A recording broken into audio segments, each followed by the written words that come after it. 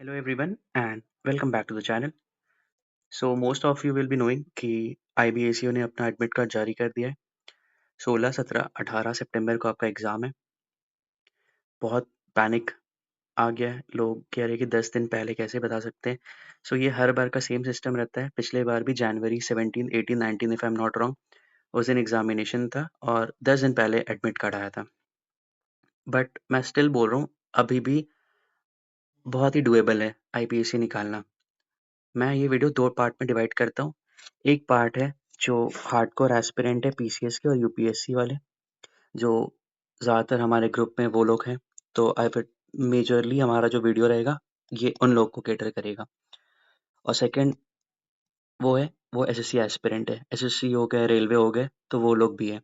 और जैसे मैंने इंटरव्यू दिया था तो इंटरव्यू में ज़्यादातर इनका आबादी ज़्यादा था। बीपीएससी, यूपीएससी वाले कम थे। बट स्टिल मैं आपको एक चिट कोड बताऊँगा कैसे ईज़िली आप स्कोर कर सकते हो, है ना? तो बाइफरकेट करते हैं। सबसे पहले इम्पोर्टेंट है BPSC, UPSC and PCS aspirant के लिए उनका प्रायोरिटी ऑर्डर या फिर उनका स्ट्रॉन्ग होल्ड किस सब्जेक्ट पे है। जीएस में उनका स्ट्रॉन्ग सब्जेक्ट है करंट अफेयर्स, इंग्लिश। मैं सारा निटी ग्रिटी पे नहीं जा रहा हूँ कितना सवाल आता है। अगर आप एस्पिरेंट हो, सीरियस एस्पिरेंट हो, तो आपको पता होना चाहिए 100 सवाल आता है। 20 सारा पार्ट में डिवाइडेड है। करंट अफेयर्स एक हो गया, आपका जीएस हो गया, इंग्लिश हो गया, एक मैथ्स हो गया, एक रीजनिंग हो गया।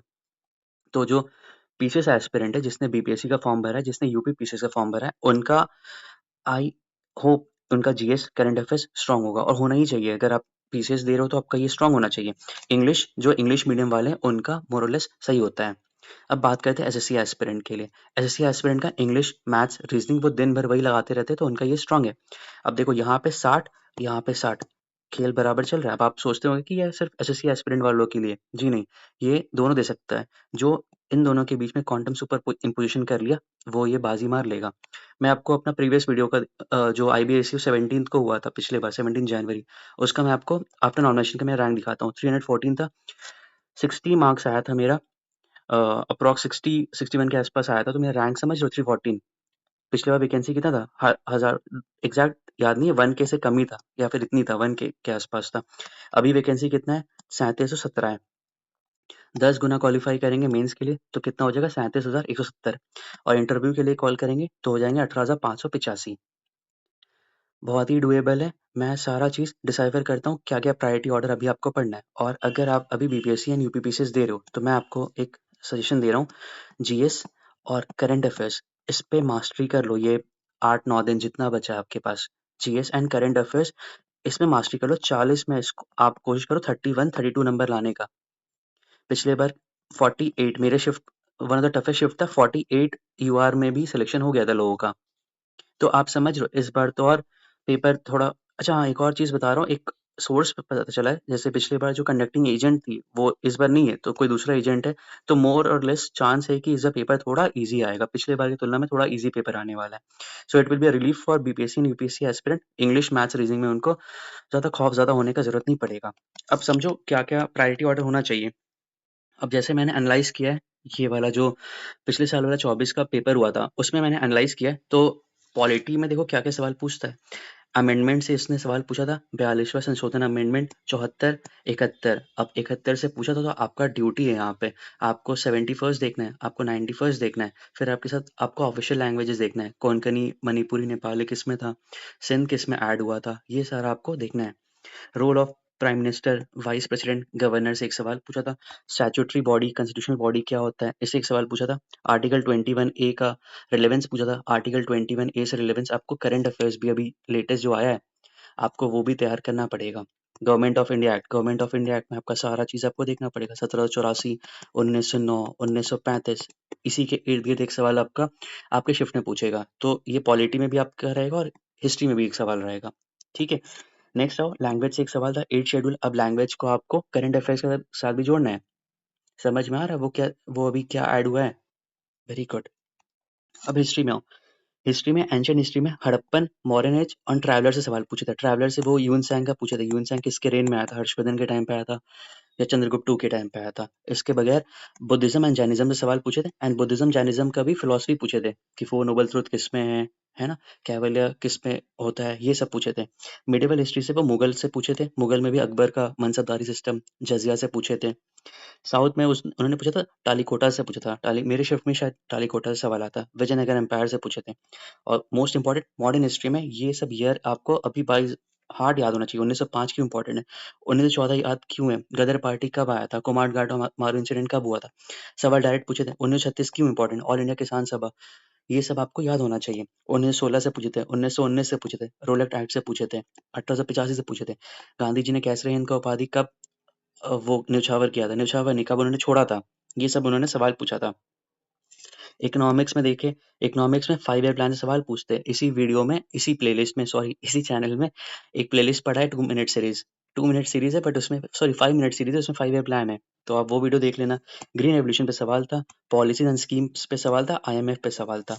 तो इकोनॉमिक्स मतलब उतना लो हैंगिंग फ्रूट नहीं है। स्टिल अगर आपने 5 ईयर प्लान अच्छे से कर लिया और जो लेटेस्ट पॉलिसीज़ है, स्कीम है, जैसे आपको अभी धन धनिया योजना, पीएम धन धनिया योजना याद होना चाहिए, अमृत याद होना चाहिए, जिसका 10 साल पूरा हो गया है, आपको वो याद होना चाहिए, आपके नोट्स में वो चीज़ होना चाहिए। अटल पेंशन योजना का कितना पेंशन है ना? ये सारा चीज़ जो डेटा है, वो आपको देखना पड़ेगा। ज्योग्राफी पे आते हैं, ज्योग्राफी पे सवाल था, मैपिंग पे सवाल था, अभी भी मैं रीआइटरेट कर रहा हूँ। जो वीडियो मैं बनाऊँगा स्ट्रैटेजी का, उसमें ये वीडियो आएगा ही। आप सिर्फ़ और सिर्फ़ इस वीडियो में इस चैनल में पड़ा हुआ है, इंडियन ज्योग्राफी 54 मिनट का वीडियो है, आप उसको देख डालोगे, आपका ज्योग्राफी एकदम सॉर्टेड है। ज्योग्राफी का जो भी सवाल आएगा, you can easily do that. Science में आते हैं, साइंस में देखो बायोलॉजी से सवाल पूछा था, ग्लैंड्स पे सवाल था, विटामिन्स पे सवाल था, लाइफ प्रोसेस में डाइजेस्टिव सिस्टम पे था सवाल कि एंजाइम्स कौन सा होता है, उस पे एक सवाल था। फिर उसके बाद था plant and animal kingdom. Plant and animal kingdom में भी उन्होंने पूछा था पॉरीफेरा में कौन सा ऑर्गन्स प्रेजेंट होता है, एस्केलमेंथिस में क्या होता है, ये सब सवाल पूछा था।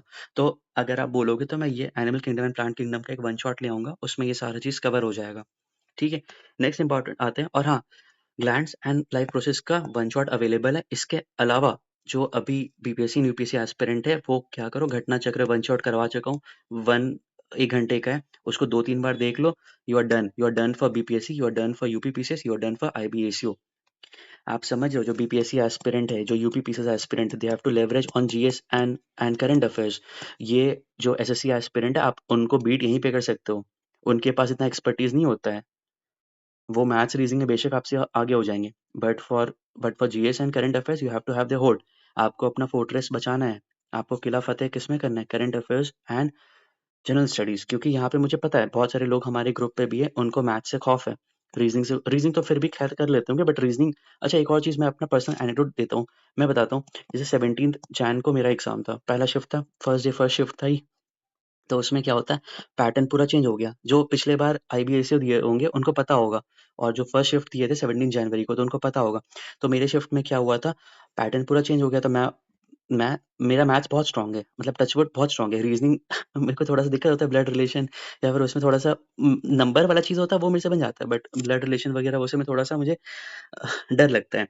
तो मैं बता रहा हूँ, 30 मिनट्स में, स्टार्टिंग है 30 मिनट्स में, I could attempt only 33 attempt कर पाया था। उसमें से भी मेरा इंग्लिश में 8 या 9 में तो मार्क फॉर रिव्यू कर दिया था, क्योंकि इतने बड़े-बड़े पैराग्राफ थे, ऊपर से उसका ऑप्शन बहुत बड़ा-बड़ा था। तो मैच्योरिटी और आपका दिमाग वहाँ पे कैसे काम करेगा ना, you have to have the art of skipping. Maths का आपको दिख गया सवाल, रेशियो प्रोपोर्शन का है। नो मैटर कितना टेम्प्टिंग आपको लग रहा है कि यार ये तो मैंने पढ़ा था, मैंने बहुत पढ़ा था, बट स्टिल अगर आपको टेम्प्टिंग लग रहा है, डोंट गो फॉर दिस। अगर इतना बड़ा पैसेज है ना, ये पढ़ने में आपको 2 मिनट लगेगा, ऑप्शन देख के उसको एलिमिनेट करने में आपको 4 मिनट लगेगा। 4 मिनट में आप जीएस के कितने सवाल कर सकते हो, आप कैलकुलेट कर सकते हो अपना एफिशिएंसी। समझ रहे हो, डोंट, टेम्प्टिंग चीजें आपको दिखेगा, आपको पिघलना नहीं है। यहाँ पे जितना कम पिघलोगे उतना ज्यादा फायदा में रहोगे। जिसने पिछले बार इस चीज को मॉनिटर कर लिया था, कई बार एसएससी वालों का ये माइंडसेट रहता है कि उन्हें 100 सवाल अटेम्प्ट करना है, बट उन्होंने आईबी में भी वही किया था, बट नेगेटिव लेके चले गए थे। सो आपको स्मार्ट खेलना है, जहाँ पे आपको कंफर्म पता है कि यहाँ पे सही है। तभी मैं बोल रहा हूँ, जीएस एंड करंट अफेयर्स को अच्छे से करो। 13 सितंबर तक इस पे फोकस करो। 14-15 एग्जाम 16 को है, 14-15 को मैं आप लोगों को मैथ्स का और रीजनिंग का एकदम श्योर शॉट सवाल दे दूंगा, जिससे सवाल आएगा, और फॉर्मूला एक टेबल दे दूंगा, बस वो कर लेना। ये बीपीसी एस्पिरेंट वालों के लिए, और एसएससी वालों को तो मैथ्स स्ट्रांग ही है, बट उन लोगों के लिए मैं ये बता रहा हूँ, जो ये सब प्लेलिस्ट पड़ा हुआ है ग्रुप पे, आप ये वाला देख लो। I mean I want to say channel पे आप ये वाला वीडियो देख लो, घटना चक्र अच्छे से करा है। और सारा चीज़ अवेलेबल है, जीएस और करंट अफेयर्स के लिए सब कुछ अवेलेबल है, और आज रात को आपका नेशनल करंट अफेयर्स भी आ जाएगा, तो वो भी सॉर्टेड है। अब देखो आगे चलते हैं। हाँ, अब यहाँ पे स्पेस से सवाल पूछते हैं। स्पेस में पिछले बार निसार से पूछे थे, तो इस बार लूपेक्स से लूपेक्स से पूछे थे, इस बार निसार से पूछ सकते हैं, ईओस से पूछ सकते हैं, स्पेडेक्स से पूछ सकते हैं। किसी भी एक शिफ्ट में ये वाला सवाल आ सकता है, ईओस 61 किसका था, ठीक है?